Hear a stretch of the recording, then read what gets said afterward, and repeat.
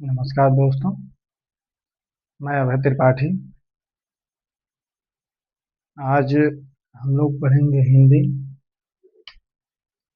देख, हिंदी को हम तीन खंडों में पढ़ते हैं। खंड का, खंड खा, खंड का। खंड का में है हिंदी व्याकरण, जिसमें आपको पढ़ना है वर्णमाला, संज्ञा, सर्वनाम, विशेषण, क्रिया, अव्यय, संधि, समास, विराम चिन्ह, उपसर्ग, प्रत्यय, वर्ण विन्यास, वर्ग।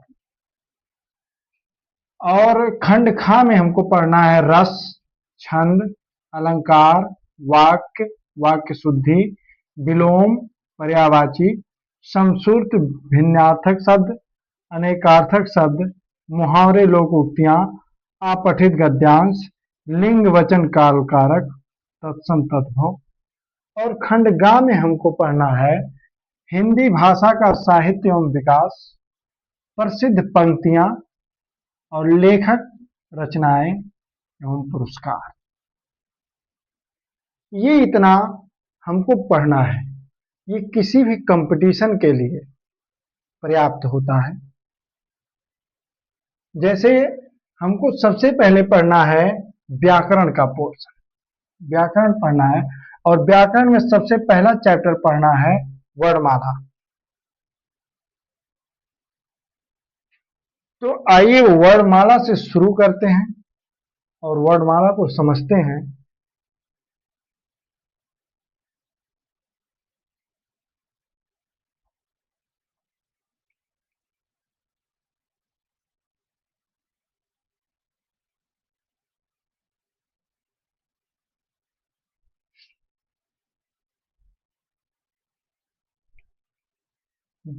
देखिए, आराम आराम से पढ़ेंगे और इसको डिटेल में जानेंगे।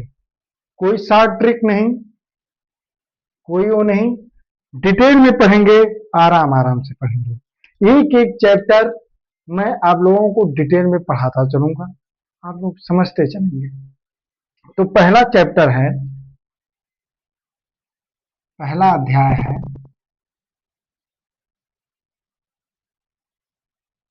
वर्णमाला।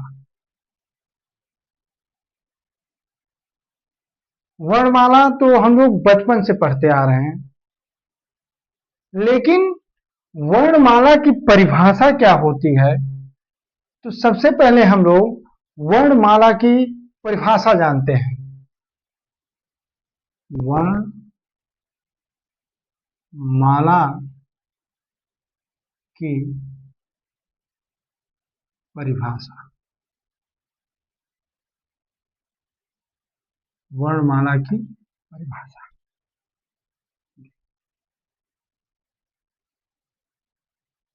वर्णों के व्यवस्थित समूह को वर्णमाला कहा जाता है। वर्णमाला की परिभाषा क्या है? वर्णों के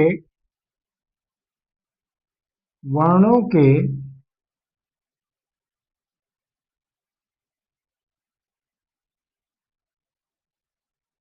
वर्णों के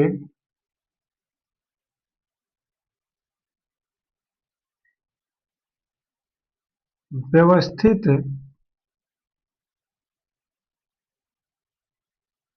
समूह को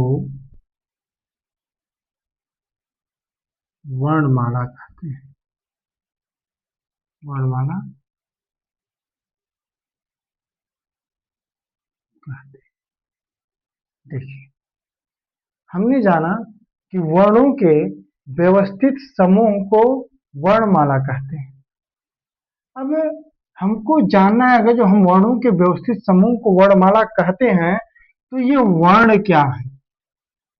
वर्ण किसे कहेंगे? यहां से क्वेश्चन निकलता है भाई। वर्णमाला की परिभाषा हो गई कि वर्णों के व्यवस्थित समूह को वर्णमाला कहते हैं, लेकिन ये वर्ण क्या है? तो वर्ण को जानने के लिए हम सबसे पहले जानेंगे वर्ण और अक्षर में अंतर। वर्ण और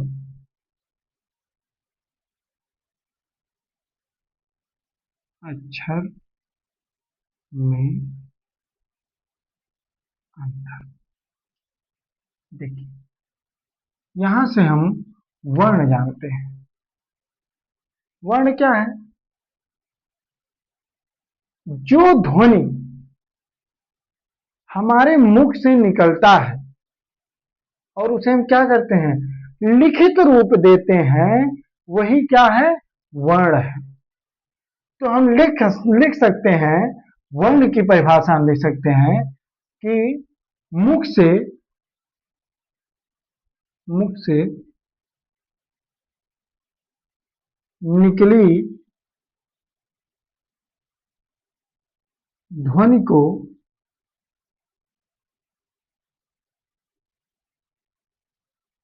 लिखित रूप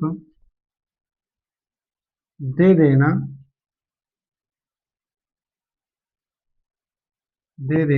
क्या कहलाता है, वर्ण कहलाता है। वर्ण कहलाता है। ठीक। देखिए, वर्णमाला की परिभाषा हो गई, वर्ण की परिभाषा हो गई। अब हम समझते हैं कि ये जो अक्षर है ये क्या है। अक्षर क्या है? तो अक्षर का अर्थ होता है आधन क्षर, अर्थात जिसका नाश ना हो। अक्षर जिसका क्षर ना हो, जिसका नाश ना हो, जैसे आ धन क्षर, यानी कि जिसका नाश ना हो। हिंदी में आ का मतलब होता है नहीं। ठीक, आ का मतलब होता है नहीं, अर्थात क्षर मतलब नाश होना। तो अक्षर यानी कि जिसका नाश ना हो। तो इसकी परिभाषा यहां से निकलती है कि मुख से निकली ध्वनि, हमारे मुख से जो ध्वनि निकलता है और निकल कर कहा, आकाश में व्याप्त हो जाता है, आकाश में चला जाता है, वही क्या है, अक्षर है। तो लिख सकते हैं, जो ध्वनि जो ध्वनि मुख से निकलकर कहा, आकाश में, आकाश में व्याप्त हो जाता है, अक्षर कहलाता है। देखिए, हमारे मुख से जो ध्वनि निकल रहा है, जो मैं बोल रहा हूं, आधा आकाश में जा रहा है, कुछ आकाश में जा रहा है, आप लोगों के कानों में जा रहा है, आप लोगों को सुनाई पड़ रहा है। अर्थात हम इसको क्या कर सकते हैं, कहीं मैंने लिखा नहीं तो इसको हम मिटा नहीं सकते हैं, इसको समाप्त नहीं कर सकते हैं। यही क्या है, अक्षर है। देखिए, अब आप कह सकते हैं कि वर्ण की परिभाषा जो मैंने लिखा कि मुख से निकली हुई ध्वनि का को लिखित रूप देना ही क्या कहलाता है, वर्ण कहलाता है। जैसे मैं कह दूं, मन में डाउट आता भी होगा, आएगा भी, कि सर हमारे मुख से तो एक साथ शब्द निकलता है। जैसे मैंने कह दिया कि आकाश, मैं आकाश कह दिया, लेकिन सबसे पहले मैंने बोला क्या, लिखा क्या, क्या है, एक वर्ण है। आ एक वर्ण है। उसके बाद में मैंने लिखा क, वो भी क्या है, एक वर्ण है। तो इसकी परिभाषा क्या हुई कि मुख से निकली हुई ध्वनि को लिखित रूप देना क्या कहलाता है, वर्ण कहलाता है। ठीक। अब देखिए, परिभाषा, भाषा जो होता है, भाषा जो होता है, भाषा का तीन तरह का होता है भाषा, लिखित, मौखिक, सांकेतिक।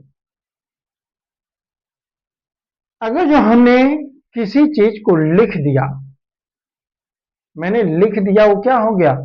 लिखित हो गया। मैंने मुख से बुलाया, मैंने बोला, वो क्या हो गया? मौखिक हो गया। और मैंने इशारा करके बुलाया, संकेत दिया, वो क्या हो गया? सांकेतिक हो गया। इसके बाद आता है वर्ण हो गया, अक्षर हो गया। वर्ण और अक्षर आप समझ गए। इसके बाद आता है शब्द। शब्द क्या है? तो शब्द की परिभाषा हो गई दो या दो से अधिक, दो या दो से अधिक वर्णों के वर्णों के मेल को क्या कहते हैं? शब्द कहते हैं। शब्द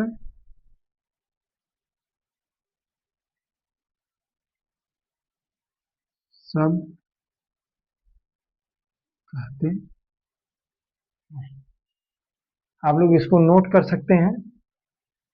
हम इधर हो जा रहे हैं।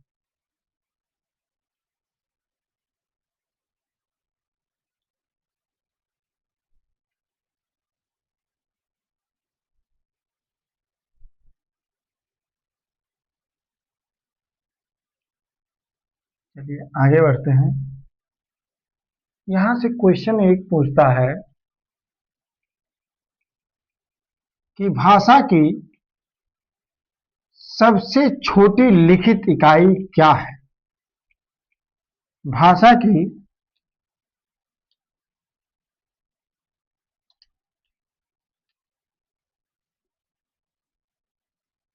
भाषा की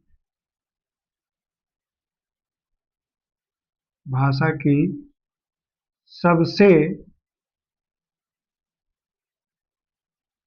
छोटी सबसे छोटी लिखित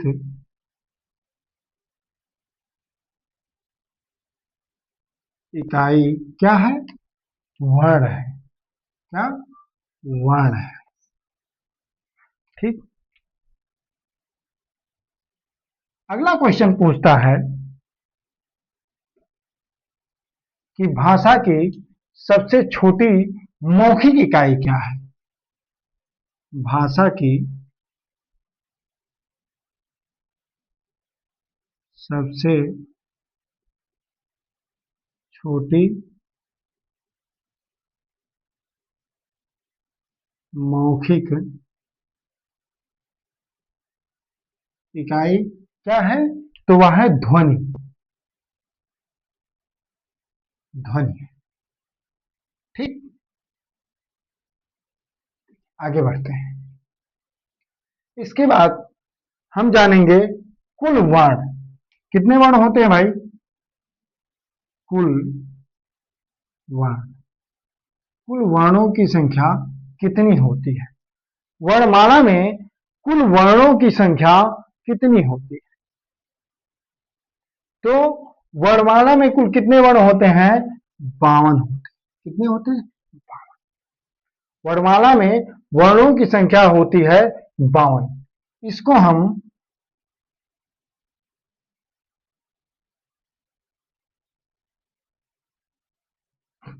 लिख सकते हैं 11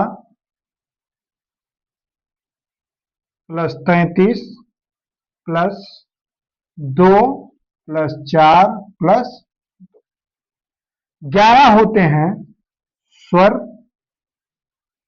33 व्यंजन और 2 होते हैं अयोगवाह। अयोगवाह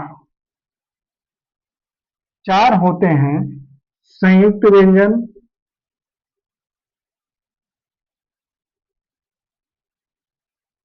और फिर 2 होते हैं उच्छिष्ट व्यंजन। उच्छित व्यंजन। ठीक,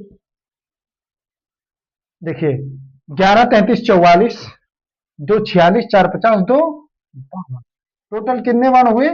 52। टोटल हुए 52 वर्ण।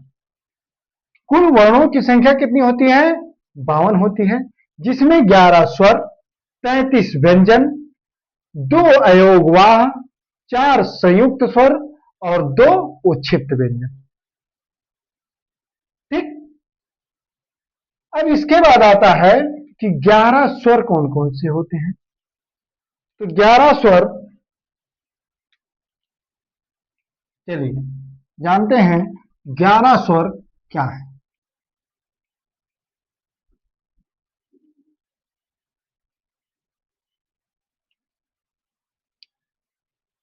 स्वर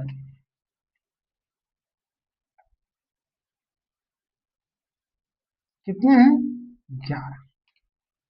देखिए कहां से शुरू होगा भाई? छोटा, बड़ा आ, छोटी ई, बड़ी ई, छोटा ऊ, बड़ा ऊ, री, री के बाद क्या आएगा? ए, ऐ, ओ, आओ। कितने हो गए? 1 2 3 4 5 6 7 8 9 10 11। अंग अहा इसमें नहीं होते हैं, क्योंकि अंग और अहा अयोग वाह में चले जाएंगे। कहा? अयोग वाह, अयोग वाह में चले जाएंगे। तो 11 स्वर कितने होंगे? छोटा, बड़ा, छोटी, बड़ी, छोटा ऊ, बड़ा ऊ, री, ए, ऐ, ओ, औ। ये क्या हो गए? 11 स्वर हो गए। अब देखिए आता है व्यंजन। कुल व्यंजन, व्यंजन कुल व्यंजन नहीं, व्यंजन। व्यंजन कौन कौन से होते हैं? लिखिएगा, क, ख, ग, घ, अंग, च, छ, ज, झ, अइया। ठीक, फिर होगा ट, ठ, ढ, र, ढ, ढ, ढ, ट, ठ, ढ, र, ढ, ड़। फिर होगा ट, ठ, ड, ढ, न, प, फ, ब, प, फ, ब, भ, म, य, र, ल, व, स, स, श, ह। ये कितने हो गए? 33 व्यंजन हो गए। देखिए 1 2 3 4 5, पचौन 25, 25, 26 27 28 29 30 31 32 33। ये 33 वर्ग हो गए, सॉरी व्यंजन हो गए। और इनको कहा जाता है पंचम वर्ग। इन्हीं को क्या कहा जाता है? पंचम वर्ग। इसको कहा जाता है का वर्ग, चा वर्ग, टा वर्ग, ता वर्ग, पा वर्ग। ठीक, यहां तक के लिए। चलिए आगे बढ़ते हैं।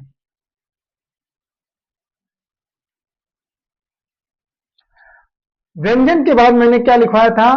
2 अयोगवाह। तो अयोगवाह कौन कौन से हैं भाई?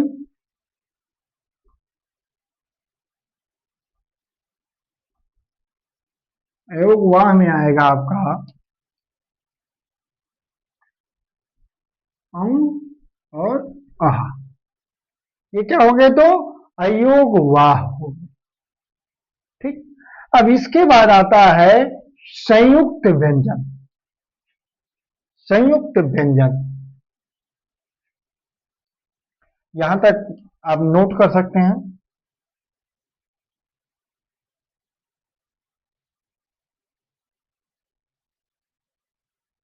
चलिए।